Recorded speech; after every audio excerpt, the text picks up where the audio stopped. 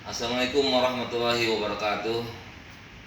Bapak Presiden Republik Indonesia, Bapak Jokowi, saya ingin menyampaikan pendapat sebagai warga negara Indonesia yang dilindungi oleh Undang-Undang Dasar 1945 dan merujuk kepada UUD 45 tersebut, yaitu Undang-Undang menyampaikan pendapat, Undang-Undang Nomor 9 Tahun 98,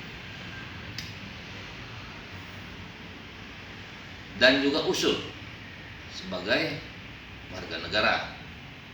Mohon maaf apabila ada kurang-kurang atau kurang-kurangan atau keliru dari yang saya sampaikan maupun saya usulkan. Begini Bapak Presiden Jokowi, undang-undang HIP itu, undang HIP itu ibarat penyakit. Itu betul-betul HIP. Mematikan Pancasila sebagai ideologi negara Republik Indonesia yang harus kita junjung tinggi, yang bernilai luhur. Benar-betul seperti penyakit HIV, undang-undang HIP tersebut menurut saya. Karena apa? HIV itu, AIDS itu mematikan. Jadi saya usul Pak Jokowi itu dengan kekuatan dan kekuasaan seorang presiden agar itu dilumpuhkan, dibatalkan. Kalaupun mau dilanjutkan, tadi ada konsiderannya mengenai TAP MPR nomor 25 tahun 1996. Dan juga ada ancaman hukumannya orang yang menyebarkan paham atau ideologi yang bukan Pancasila, menggantikannya, mengarahkan kepada ideologi lain apapun bentuknya, apalagi komunisme, apalagi paham komunis. Jadi menurut usul saya Pak Jokowi, ini banyak sekali keanehan-keanehan yang terjadi di mana pejabat publik yang tugasnya membantu presiden, yang membantu menteri untuk tujuan berpucuk kepada membantu Bapak Jokowi bagaimana mengelola negara ini agar baik, benar, dan tidak melenceng daripada ideologi Pancasila. Ada pejabat yang aneh di situ. Kalau nggak salah informasi yang saya dapatkan, justru undang-undang HIP yang mirip penyakit AIDS ini itu diusulkan kalau nggak salah dari ketua BPIP sendiri, orang yang bertanggung jawab menjaga kelestarian, kemurnian, keagungan daripada Pancasila tersebut. Sementara pelemahan ketika kami pelajari,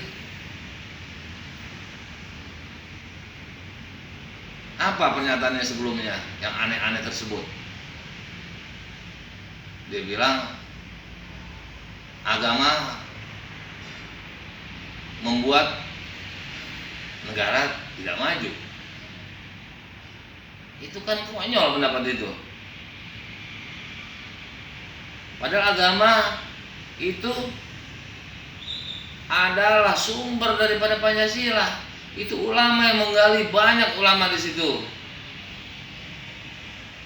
Pra kemerdekaan, saat kemerdekaan maupun pasca kemerdekaan, pada saat itu mereka masih hidup.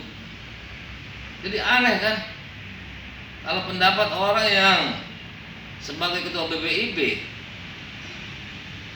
Badan Pengkajian Ideologi Pancasila, membuat statement seperti itu. Ada lagi satu lagi, ketua direktur TVRI,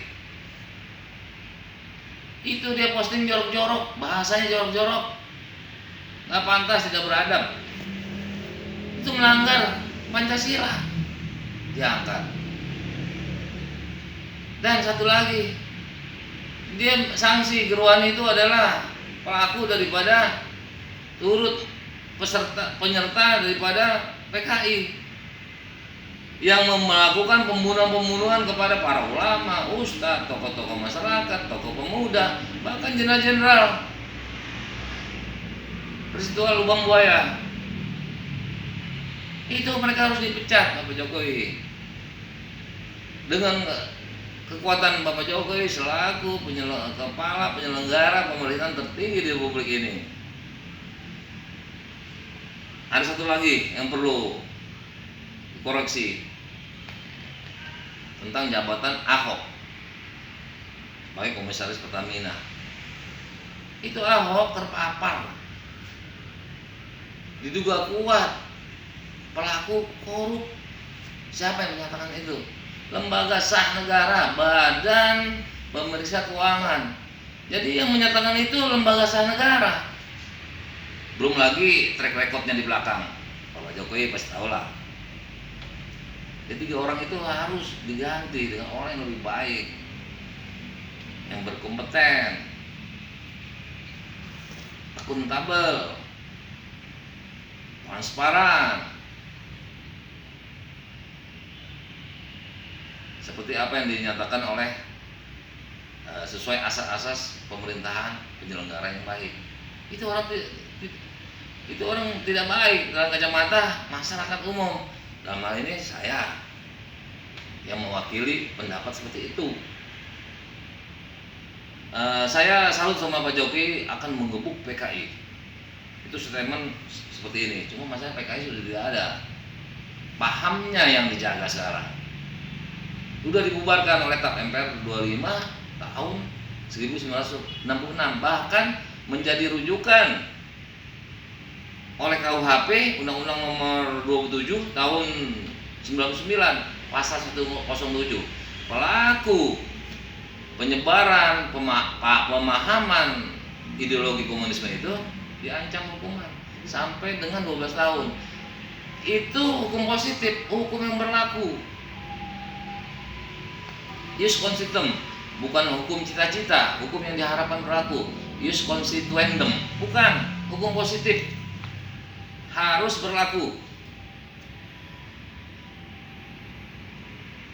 Di dalam usulan dan pendapat yang saya sampaikan ini Pak Jokowi bisa dianggap terlibat karena mengetahui sebagai pimpinan tertinggi seolah menjustifikasi melakukan pembenaran karena ada asas fiksi hukum atau yang disebut presumptio iuris de iure. Tukang beca, petani yang selama hidupnya pun di atas pegunungan, artinya jauh dari ibu kota, dan tidak tamat SD, dianggap tahu adanya undang-undang, adanya larangan, dan adanya ancaman hukuman. Bapak Jokowi kan presiden. Saya punya solusi, kalau boleh. Ini usul. Bapak Jokowi undang salah satu imam, bahkan dinyatakan imam besar oleh sekelompok golongan masyarakat muslim di Indonesia. Undang duduk, pulangkan dari kota suci Mekah. Saya yakin beliau dapat membantu Bapak Jokowi bagaimana mengkondisikan negara ini menjadi lebih baik, lebih patuh kepada UUD 45, lebih patuh, lebih menyayangi Pancasila, lebih mematuhi konstitusi yang ada, bahkan bisa membantu Bapak Jokowi bagaimana memberantas korupsi. Undanglah Habib Rizik Syihab, duduk sama-sama. Ini sudah banyak suara-suara yang menyatakan komunis ini sudah berada di lembaga-lembaga tinggi negara. Dalam arti kata menjadi pejabat publik pemerintahan daripada Bapak Jokowi. Jadi dihilangkan isu itu, undang Bapak Presiden Habib Rizik Syihab, duduk sama-sama bagaimana cara menjaga Pancasila dan Undang-Undang Dasar 1945 secara murni dan konsekuen. Saya rasa Bapak Jokowi akan didukung penuh.